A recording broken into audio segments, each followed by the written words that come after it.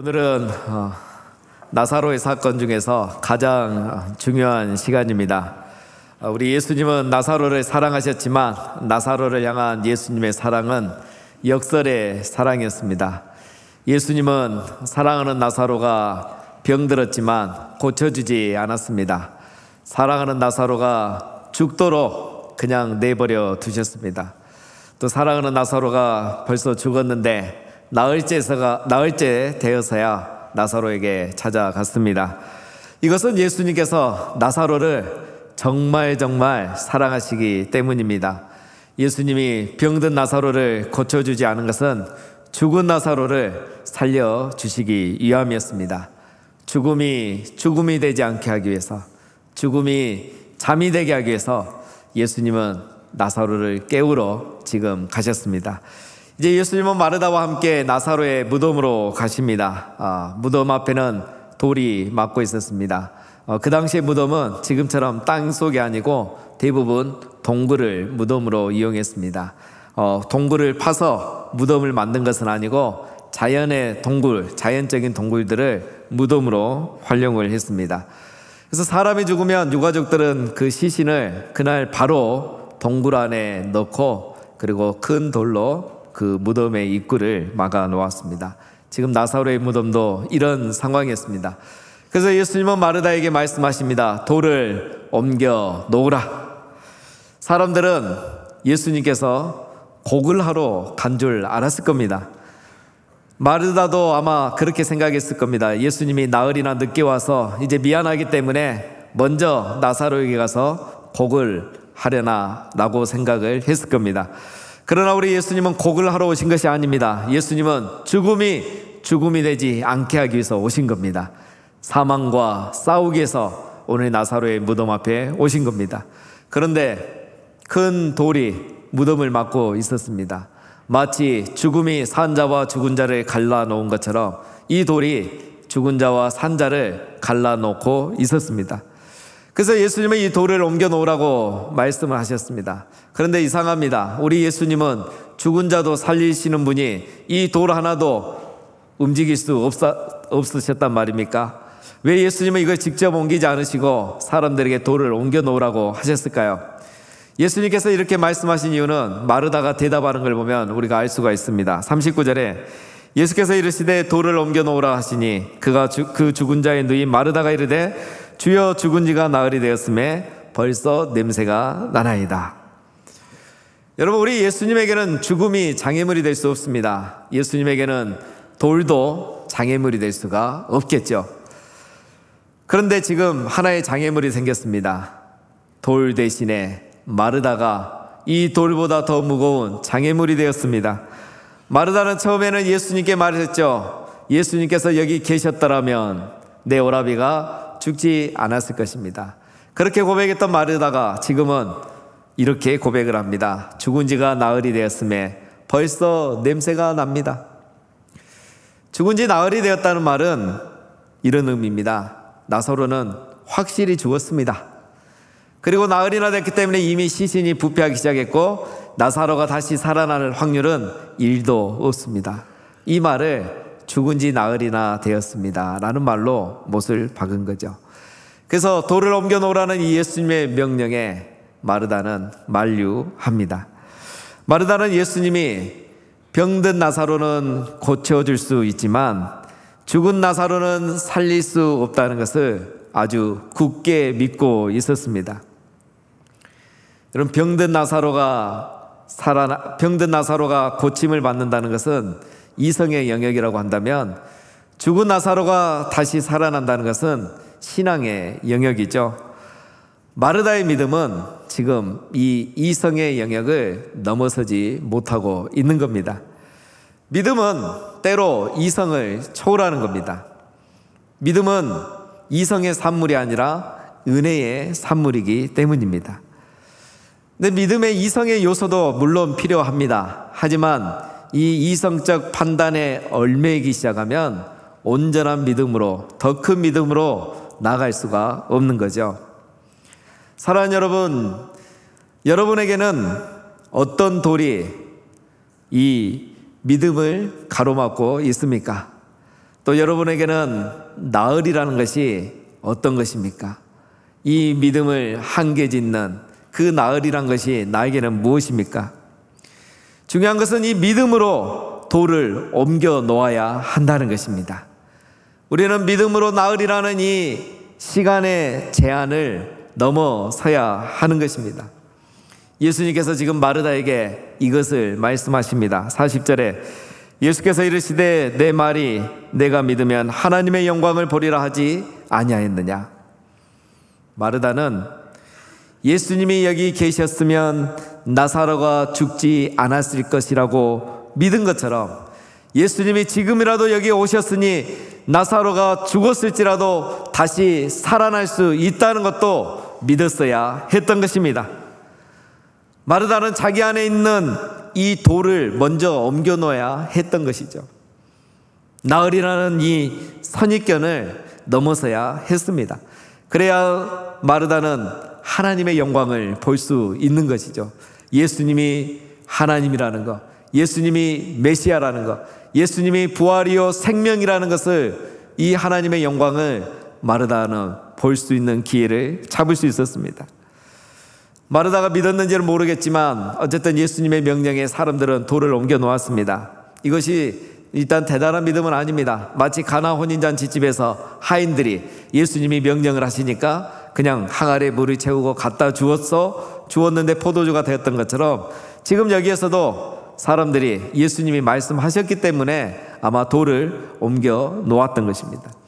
예수님의 말씀, 설마 나사로가 다시 살아날 거라는 그런 기대는 전혀 하지 않았지만 예수님이 말씀하셨기 때문에 사람들이 순종하여 돌을 옮겼습니다. 그런데 예수님께서 이 나사로의 시신 앞에서 갑자기 기도를 하십니다. 41절에 돌을 옮겨 놓으니 예수께서 눈을 들어 우러러보시고 이르시되 아버지여 내 말을 들으신 것을 감사하나이다. 항상 내 말을 들으신 줄을 내가 알았나이다. 그러나 이 말씀하옵는 것은 둘러선 무리를 위함이니 곧 아버지께서 나를 보내신 것을 그들로 믿게 하려 함이니이다. 여러분, 우리 예수님께서 나사로를 살려달라고 이렇게 기도를 하지 않았습니다. 오히려 먼저 감사 기도를 드렸죠. 내 기도를 들으신 것을 감사합니다라고 감사 기도를 먼저 드립니다. 도대체 예수님께서 언제 기도를 하셨기에 자기 기도를 들은 것에 대해서 감사 기도를 하실까요? 예수님은 분명히 여기 오시자마자 아직 이 집에도 들어가지 않고 밖에서 마르다와 마리아를 만나지 않았습니까? 도대체 언제 예수님이 기도를 하셨을까요? 아마도 예수님은 나흘 전에 사람들이 예수님에게 찾아와서 나사로가 죽어가고 있다고 그 말을 했을 때에 그때 기도를 하셨을 겁니다. 예수님은 그때 이미 이날을 위해서 기도를 하신 겁니다. 하나님, 이 죽음이 죽음으로 끝나지 않게 주시옵소서. 죽음이 잠이 되게 주시옵소서. 그래서 하나님의 영광이 드러나고 나사로가 다시 살아난 사건을 통해서 사람들이 하나님과 나를 믿게 주시옵소서. 그 기도를 이미 그때 드리셨던 겁니다. 그리고 그 드렸던 기도를 지금 와서 이렇게 하시는 목적도 설명을 하십니다.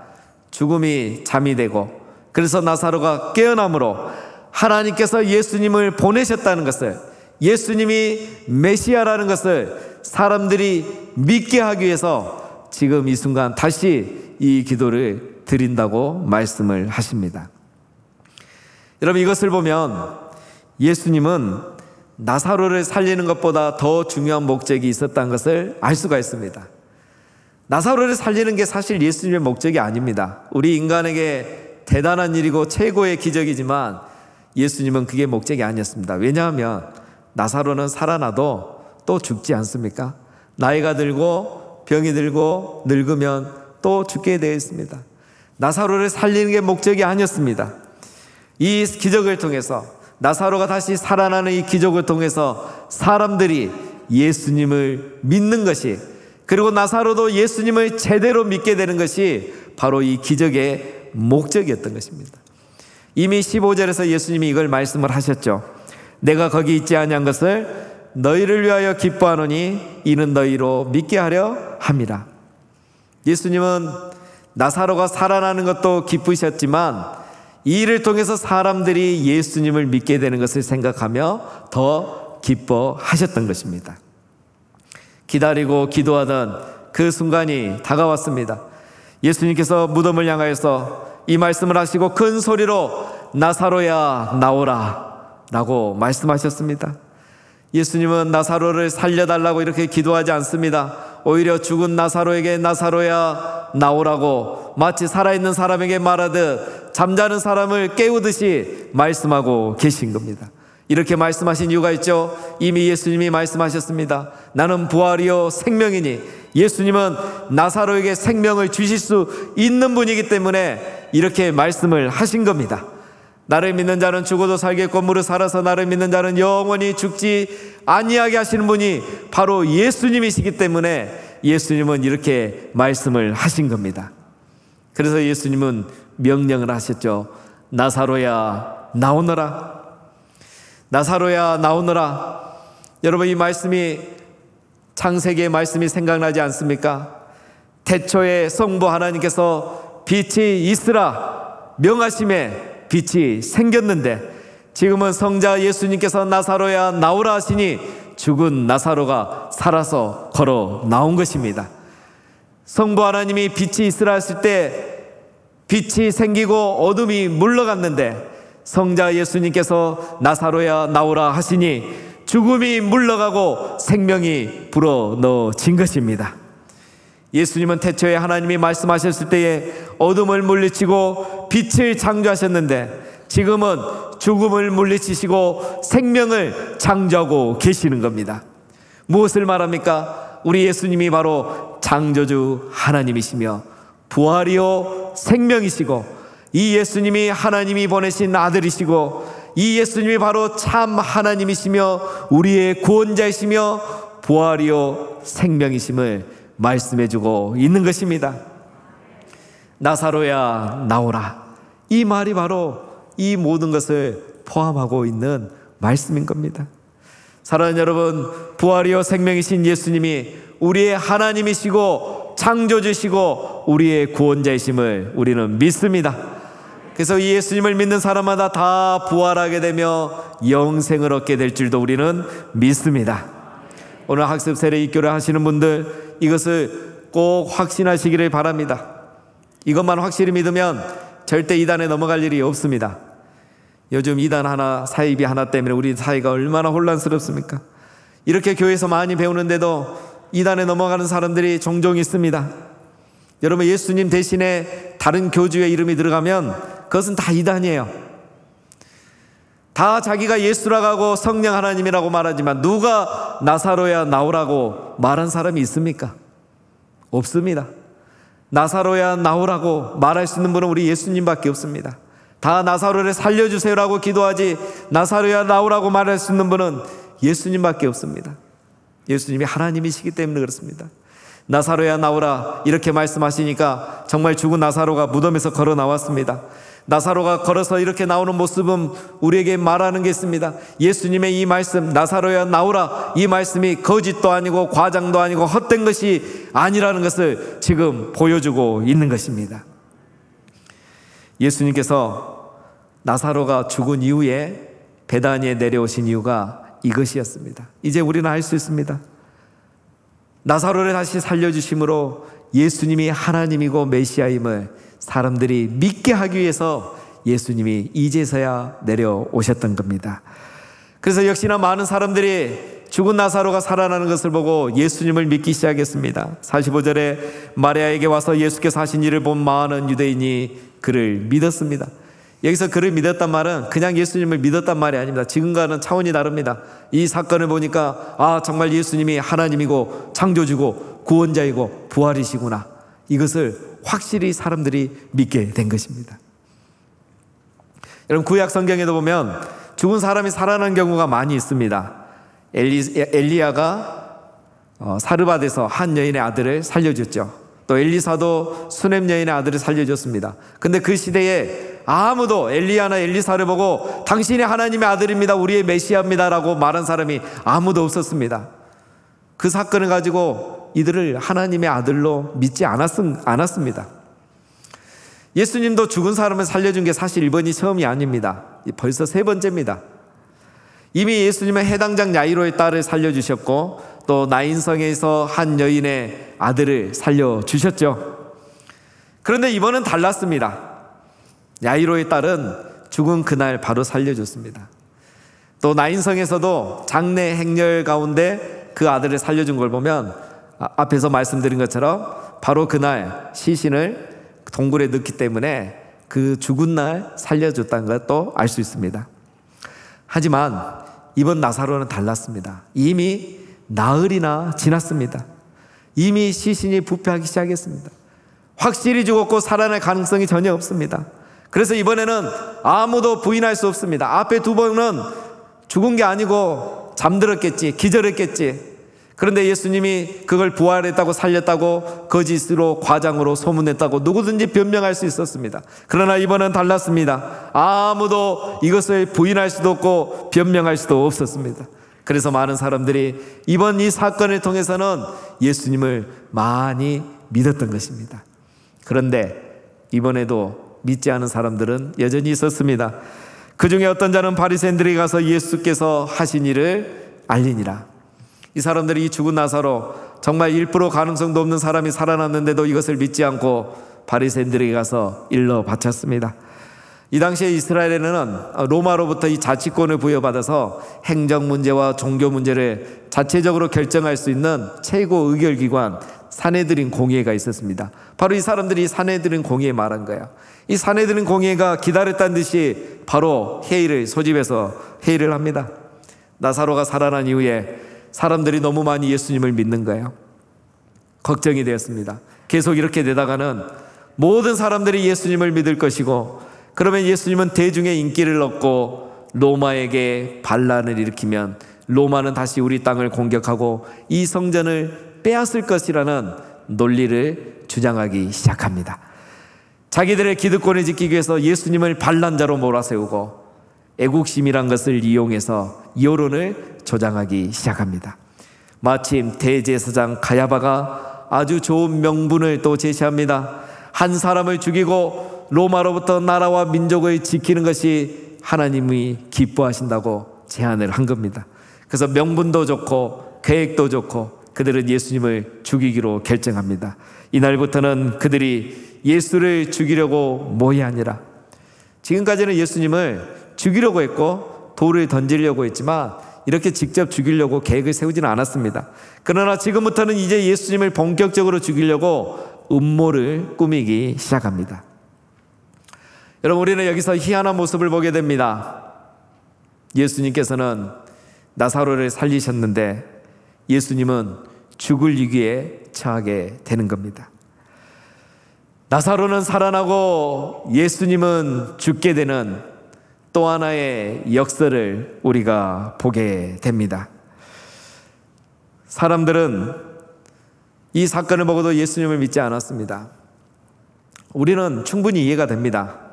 어떤 많은 증거가 신앙을 갖게 하지도 않고 또 적은 증거가 불신앙의 이유가 꼭 되지만 않는다는 것을 우리는 잘 알고 있습니다. 죽은 사람이 살아나도 어떤 사람은 믿지 않고 우연과 같은 일이 일어나도 어떤 사람은 믿음을 갖는 경우가 있습니다. 예수님도 이것을 아셨겠죠. 나사로가 살아난다고 한들 안 믿을 사람은 안 믿을 것을 아셨습니다. 그리고 예수님은 또 하셨죠. 이 사건을, 이 기적을 통하여서 이제 사람들이 자기를 죽이려고 한 것을 예수님은 아셨습니다. 자기가 죽게 될 것을 아셨던 거죠. 그렇다면 여러분, 나사로를 살리신 것은 예수님이 크게 두 가지 목적이 있었다는 겁니다. 나사로를 살리는 것 자체가 목적이 아니고 이 사건을 통해서 많은 사람들이 예수님을 믿게 하고 또 한 가지, 예수님도 나사로처럼 죽지만 나사로가 죽었다 살아난 것을 보면 예수님도 부활할 것이라는 것을 사람들이 믿게 하기 위해서 이 사건을 오늘 일으키신 겁니다. 본문에 보면 그런 암시들이 많이 있습니다. 나사로의 무덤에 있던 돌, 이것을 사람들이 치웠죠. 예수님의 무덤 앞에도 돌이 있었습니다. 그러나 그 돌은 사람들이 치운 게 아니라 부활하신 예수님이 이미 부활하신 이후에 그 돌은 옮겨져 있었습니다. 오늘 보면 나사로의 얼굴을 가린 수건이 있었죠. 나사로가 얼굴에 수건을 가린 채로 나왔습니다. 그러나 우리 예수님은 부활하셨기 때문에 예수님의 무덤에는 그 수건, 세마포가 개어져 있었던 거죠.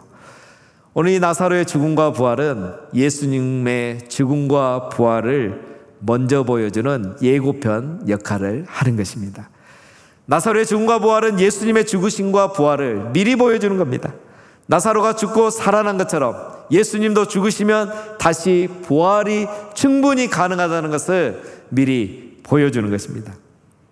물론 이제 나사로는 이제 다시 죽게 되는 그런 소생이죠. 부활은 아니고 예수님은 영원한 부활의 몸을 갖고 다시 부활하신 겁니다. 차이점은 있습니다.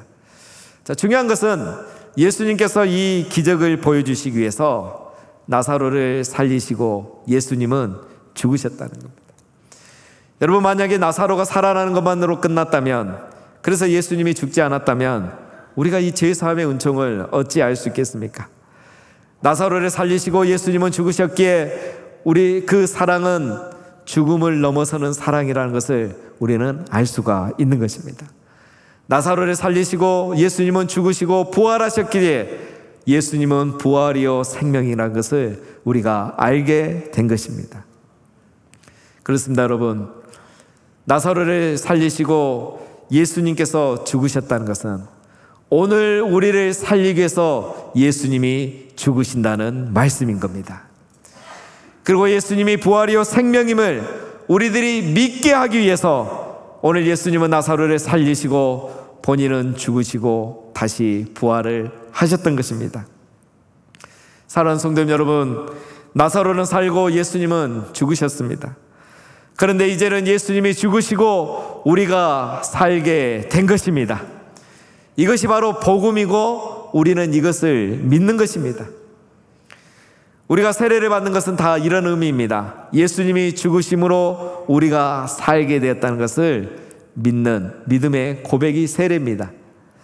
예수님의 부활하심으로 우리도 부활하게 될 것을 믿는 믿음의 고백이 바로 세례인 것입니다.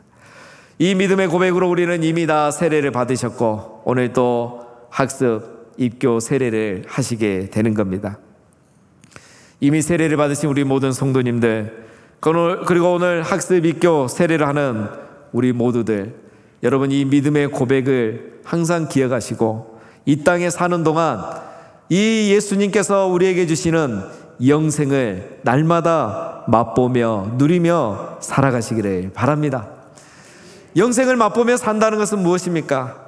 우리가 지금 나사로의 사건을 통해서 3주 동안 살펴봤습니다. 영생을 맛보며 영생을 누리며 산다는 것은 우리가 이 땅에 살면 죽을 것을 알지만 죽지 않을 것처럼 살아가는 것을 말합니다. 부활의 신앙을 가진 우리들에게는 죽음이 더 이상 죽음이 아니라는 것을 알기 때문에 죽음을 두려워하지 않고 죽음으로 우리를 위협하는 사단을 두려워하지 않고 세상의 불의와 타협하지 않고 살아가는 것이 바로 영생을 누리며 살아가는 사람들의 모습인 것입니다. 우리가 그렇게 살아가는 이 모습을 세상 사람들이 볼 때 정말 예수님의 부활은 사실이라고 믿는 역사가 일어날 것입니다. 사랑하는 성도님 여러분, 나사로를 살리고 죽으셨던 예수님께서 이제는 우리를 살리기 위해서 십자가에 죽으셨습니다. 이 예수님의 사랑을 늘 기억하면서 우리가 이 땅에 사는 동안 날마다 우리의 예수님의 죽으심과 부활이 우리에게 주는 영생을 맛보고 누리며 살아가시는, 그래서 부활의 증인으로 살아가시는 우리 모두가 다 되시기를 주님의 이름으로 축원드립니다.